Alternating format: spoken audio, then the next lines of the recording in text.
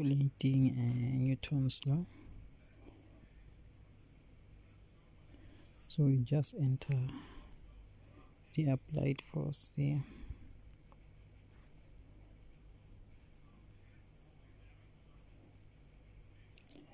Frictional force of mass 1, friction force of mass 2. You put the mass here, mass 1, then mass 2, and then press enter. Then this is what explain everything here. They explain the applied force, the mass, the tension, the frictional force of mass 1, frictional force of mass 2. Then press enter here. So we're going to see what this represents. So this equation represented by this diagram. So this diagram here and this one, you just cut it to derive the formula. So this is how you do the body. So this is the equation that is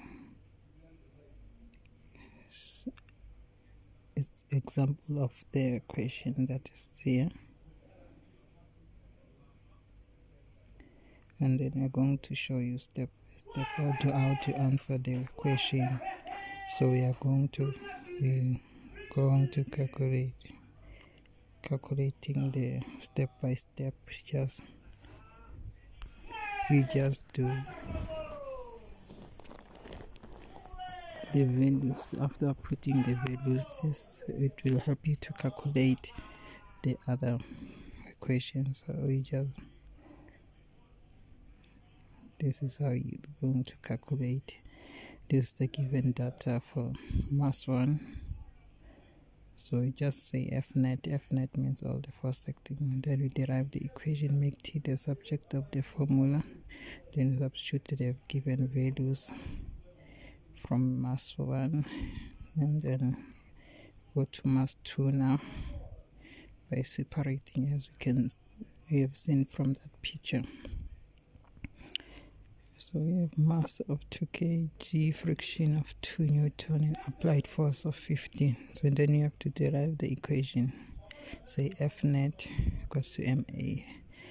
So all the force acting on the M2, and then say F applied,